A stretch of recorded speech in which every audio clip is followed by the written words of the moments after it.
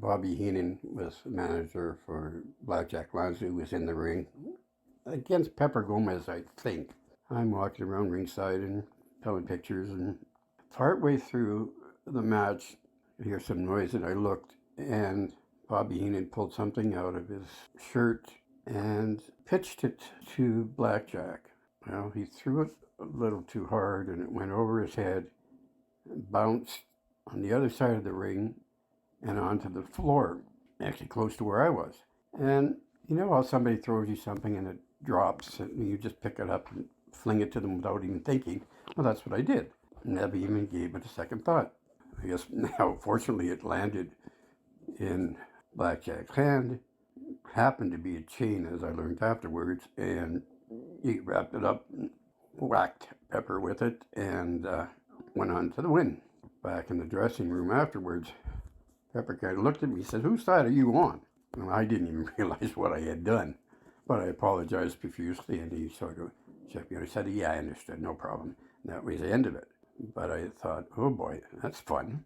And I go into the other side, into the heels dressing room to bring the pictures in. I hear kayfabe, and of course didn't know what that was.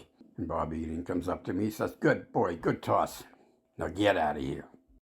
There he is, Wrestling Grandpa, calling in with the great stories. Wrestling Grandpa used to sell pictures, basically of the AWA territory in the upper Midwest and in Canada. He traveled all over the world to sell those pictures. He has so many stories, and this is a great one. I wonder if you were a heel in the building. I wonder if all the fans started booing you. Were you able to go out the next match? Were you able to go out the next show? Did they know you as the person who was helping the heels? Throwing the chain back? Unbelievable. I probably would have done the same thing. And I totally 100% understand your reflexes. And how fun is it to look back years later and know that you took part in that match? I don't know if we've had a Bobby Heenan story from you. We hear all the old-time legends that you talk about, the Scrap Irons, the Pepper Gomez's, the Blackjacks. But Bobby Heenan, somebody that I grew up watching specifically, so always kind of cool to hear those names and those stories. Wrestling Grandpa, we appreciate you, even if you are a no-good, cheating heel sympathizer.